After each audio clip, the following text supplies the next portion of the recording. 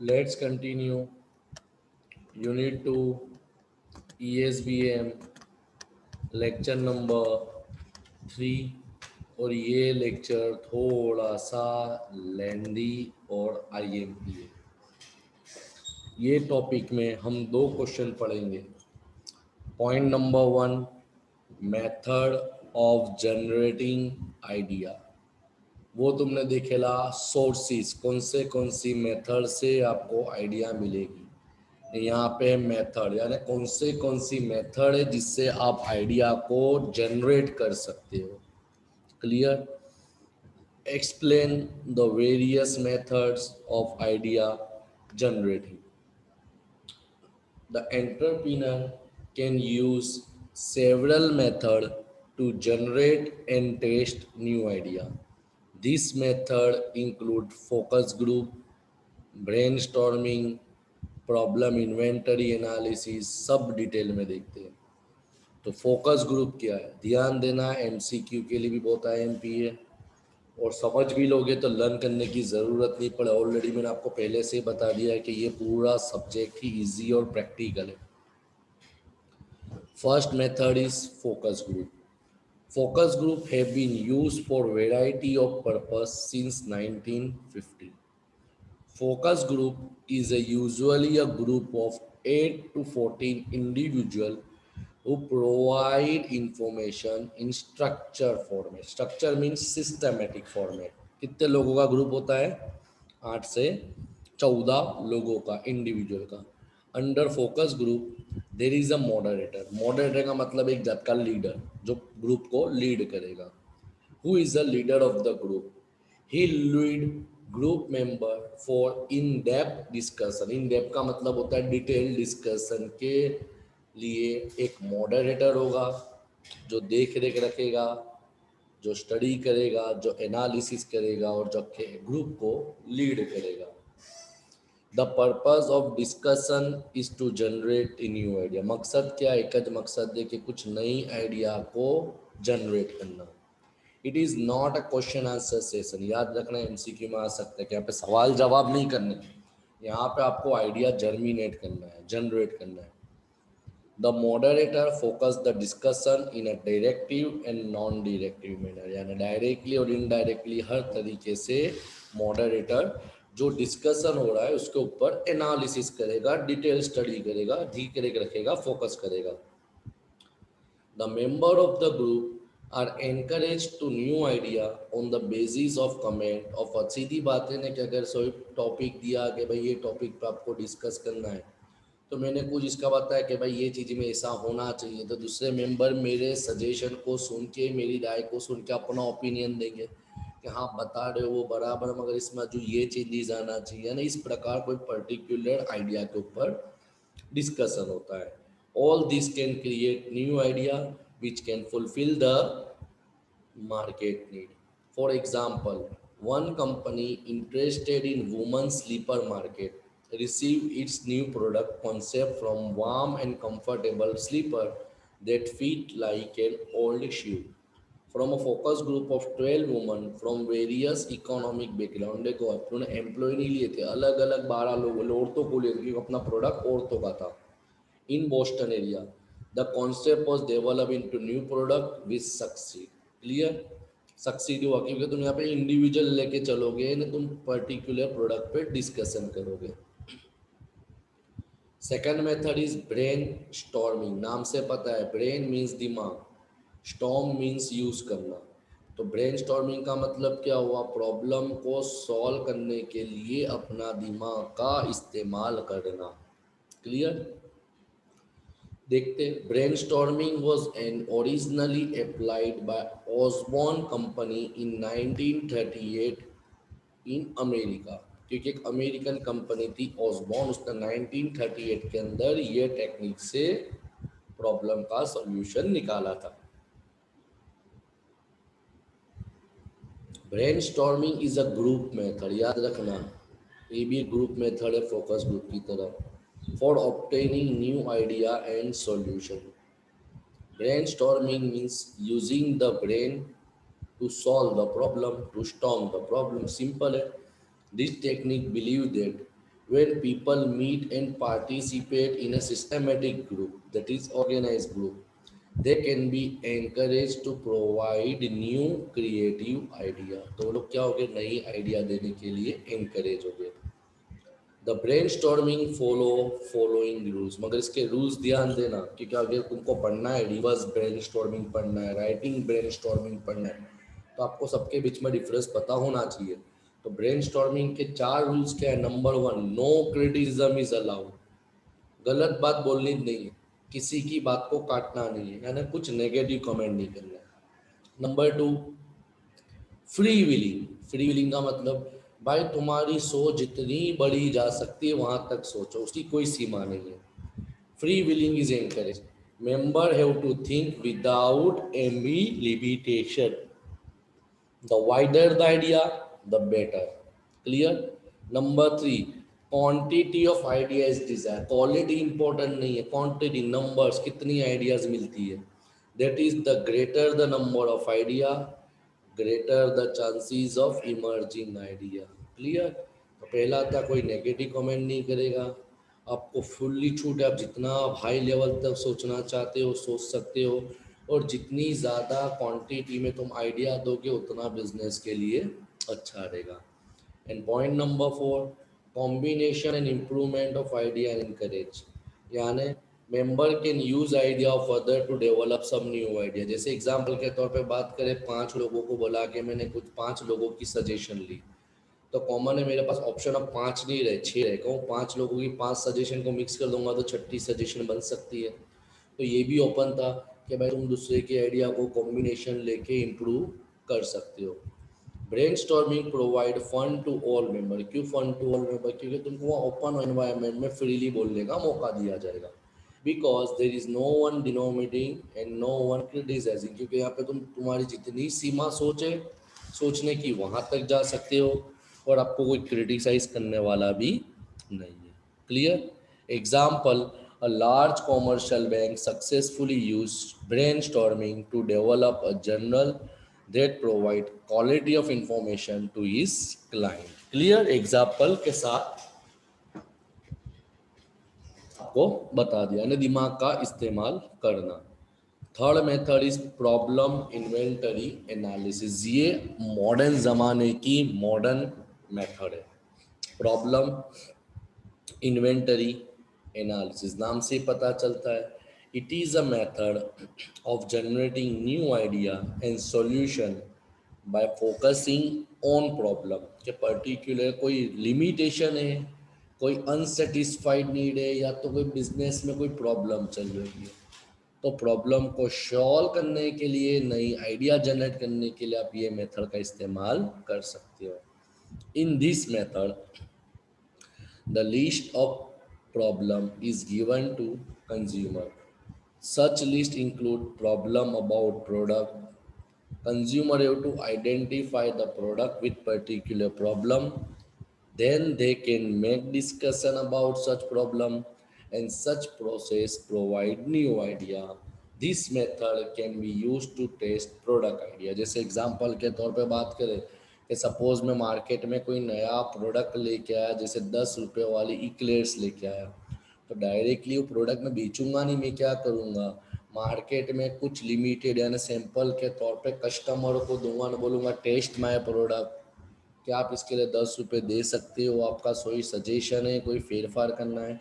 तो ये प्रॉब्लम मैंने कस्टमर के आगे रखी, कस्टमर ये सब चीज़ें पे स्टडी करेगा, टेस्ट करेगा, चाखेगा, उसके बाद अपनों को उसकी सजेशन देगा, तो हम ये प्रोडक्ट को सही तरीके से मार्केट में सही कीमत पे लॉन्च कर सकते. तो ये तुम्हारी थी methods of generating idea. Clear. कौन सी थी. तो पहली मेथड का नाम था आपका ब्रेनस्टॉर्मिंग. मेथड नंबर 2 आपकी जो आती थी वो थी प्रॉब्लम इन्वेंटरी एनालिसिस, और आपकी जो पहली, जो सबसे पहली मेथड हमने पढ़ी थी वो थी focus group. Clear. Now next topic is creative problem solving. देखो वो आइडिया जर्मिनेशन था, ये क्रिएटिव. एग्जाम में क्वेश्चन पे ध्यान देना. डिस्कस वेरियस मेथड और technique of creative problem solving. Next question is creative problem solving is the mental process of creating a solution to the problem। यानी दिमाग क्रिएटिव मेंटल प्रॉब्लम है कि भाई क्रिएटिव कुछ नया सोचना, प्रॉब्लम को सॉल्व करने के लिए दिमाग लगाना पड़ेगा। क्लियर? देखते हैं। Some of the creative problem solving technique used by entrepreneur are as follow। Number one brainstorming, वो तो ऑलरेडी हम पहले से पढ़ चुके। ब्रेनस्टॉर्मिंग क्या है, उसके चार रूल्स क्या है। Number two reverse brainstorming. अब रिवर्स ब्रेनस्टॉर्मिंग का मतलब ऐसा नहीं कि ब्रेनस्टॉर्मिंग का उमदे से दिमाग चलाओ, ऐसा नहीं है भाई। इसके अंदर पूरा के पूरा मीनिंग तुम्हारा अलग है। रिवर्स ब्रेनस्टॉर्मिंग क्या बोलता है? तो reverse brainstorming is just like brainstorming. Reverse brainstorming focus differ from brainstorming in two way. कौन से दो तरीके के? Number one, in the reverse brainstorming criticism is allowed. Brainstorming में क्रिटिसिज्म अलाउ नहीं था, ना तुम कोई नेगेटिव किसी को नहीं बोल सकते थे। रिवर्स ब्रेनस्टॉर्मिंग में ये ऑप्शन अवेलेबल होता है। About idea are identify here participant focus the effort to answer the question in how many way can idea fail। देखो ये नेगेटिव सोचना है ना, कि अब ब्रेनस्टॉर्मिंग में क्या था, प्रॉब्लम का सॉल्व कैसे करना है। यहाँ पे दोनों दो सोचा जाएगा, प्रॉब्लम का सॉल्यूशन भी कैसे लाना है ना, अगर प्रॉब्लम नहीं होगा तो क्यों नहीं होगा सॉल्व। तो thus participant focus on negative aspect of product, idea and service। After finding how this idea can fail, they discuss the solution for preventing failure of idea। और उसके बाद उसका सॉल्यूशन क्या, चलो ये प्रॉब्लम है, प्रॉब्लम का सॉल्यूशन क्या, कि भाई ये प्रोडक्ट आपका चलने वाला नहीं है। तो भाई नहीं चलने वाले के रीज़न ढूंढ डाले, मगर अब उसका सॉल्यूशन का, इसको चलाना है तो हम क्या करेंगे। तो इससे क्या होता है कि जो ब्रेनस्टॉर्मिंग की जो कुछ लिमिटेशन है, मर्यादा है, वो ऑटोमेटिकली दूर हो जाएगी। Reverse brainstorming stimulate innovative thinking. Here the care is taken to maintain the group model. Group model का मतलब वही चीज़ है कि भाई तुम नेगेटिव तो बोलो, मगर कोई झगड़ा मगड़ा ना हो, शांति सरकार से तुम्हारा काम सही तरीके से बना रहे। ये तुम्हारी सेकंड मेथड होती है reverse brain storming. Clear? Third method में जाएंगे, ब्रेन राइटिंग। देखो ब्रेन राइटिंग है, ब्रेन स्टॉर्मिंग नहीं है। Brain writing is a form of return brain storming. यानी क्या होता है रिटर्न, यानी यहाँ पे आपको सोचने से ज़्यादा समय मिलेगा, क्योंकि आपको लिखना है ना, नामज है writing. In brain writing participants are have more time to think than brainstorming। Here, here a leader is appointed, वो तो कॉमन है। Each participant get 5 minutes to write down on three special card। Then he pass to the next participant। है ना, सबको सोचने का मौका मिलेगा। नंबर वन से स्टार्ट होगा, वो अपनी 3 आइडिया देगा। उसके बाद दूसरा पर्सन को देगा, वो अपनी 3 आइडिया देगा। यानी ये प्रोसेस स्टेप बाय स्टेप पढ़ते रहेगा जब तक सब लोग अपनी आइडिया नहीं दे दे। The process continue until the form is completed and the idea are assess. समझ में आया? तो ये तुम्हारी मेथड नंबर 2 ही, writing brainstorming. Writing brainstorming. Clear? अब हम आगे बढ़ेंगे मेथड नंबर 3 4 गॉर्डन मेथड। क्योंकि ब्रेन स्टॉर्मिंग तो हमने पढ़ी नहीं, इसके लिए मैं मेथड नंबर 3 बोलूँगा, वो आगे पढ़ चुके हैं। गॉर्डन मेथड ये मोस्ट इम्पोर्टेंट मेथड है, बहुत ज़बरदस्त मेथड है। In this method participant are not told about the problem. यानी जो लोग पार्टिसिपेंट होते हैं उनको प्रॉब्लम के बारे में बताया नहीं जाता। Initially entrepreneur mention only general concept. वो सिर्फ बता देगा भाई हमको ये चीज़ लानी है, ये प्रोडक्ट लाना है, ये प्रोडक्ट पे ध्यान देना है। Then participant respond by expressing a number of idea. उसके बाद पार्टिसिपेंट अपनी आइडिया एक्सप्रेस करेंगे। Then a concept is develop by related concept. The entrepreneur keep on guiding the participant है। वही चीज़ है कि यहाँ पे एंटरप्रेन्योर का भी रोल सबसे इंपॉर्टेंट है, क्योंकि यहाँ पे कोई लीडर नहीं होगा, यहाँ पे एंटरप्रेन्योर खुद होगा तो गाइड करते रहेगा। Finally the actual problem is open up. सब खत्म होने के बाद, कॉन्सेप्ट बनने के बाद एक्चुअल प्रॉब्लम क्या है वो लोगों के सामने रखी जाएगी। On that basis participate refine the final solution. उसके बाद तुमको फाइनल सॉल्यूशन मिल जाएगा। Gordon method provide idea and fixed behavior pattern. It help to generate an innovative solution to the problem. सीधी सी बात है। Clear? Point number 5, check list method सबसे easy method है। Check list नाम से ही पता चलता है, तुम्हारे पास जो लिस्ट है उसको तुम चेक आउट कर लो, उसको बोलते हैं check list method. In check list method a new idea is develop और problem is solve through a list of related issue और सजेशन। द इश्यू और suggestion are in the form of question answers, या तो question है या तो statement. The entrepreneur can use this list to develop an entirely new idea or to concentrate on specific idea। ना सीधा है कि पहले से तुम्हारा लिस्ट तैयार होगा, वो लिस्ट के मुताबिक आपको सोचना है, काम करना है। Point number 6, free association. It is very simple but effective. नाम से ही ना, फ्री एसोसिएशन, एसोसिएशन का मतलब बेगी होना, but very effective method for idea generation or creative problem solving. First, a word related to problem is written down, जैसे sale, profit, market sale, salary, यानी एक word लिखा जाएगा। देन न्यू वर्ड आ रहे, उसके बाद नए नए word day by day, step by step add होते जाएंगे। दस a chain of idea is created which can result into new product idea. Clear? उसके बाद आता है कलेक्टिव नोटबुक मेथड। ये तुम लर्न नहीं करोगे, नहीं पढ़ोगे तो चलेगा, पढ़ लोगे तो समझ में आ जाएगा, नाम से ही होता है notebook. Next method is attribute listening, not listing. Listing, LISTING, list. Listening मत पढ़ना, लिसनिंग नहीं है, लिस्टिंग है, listing. attribute listing. Here, entrepreneur in this method, the entrepreneur make a list of various attribute of product or service or problem on a product. For example, attribute of pencil, यानी pencil के अंदर अगर pencil product बना रहा हो तो उसके attribute लिखे जाएंगे कि कौन सा मटेरियल, कैसा मटेरियल, उसकी हार्डनेस कैसी होनी चाहिए, उसकी लीड पॉइंट है ना अणी कैसी होनी चाहिए, उसकी width, colour, quantity, price, weight, look out ये कैसा होना चाहिए, उसको बोलते हैं एट्रीब्यूट। यानी उसके पूरे एट्रीब्यूट के ऊपर स्टडी किया जाएगा। Initially an entrepreneur draw a table and he put this attribute as a column heading.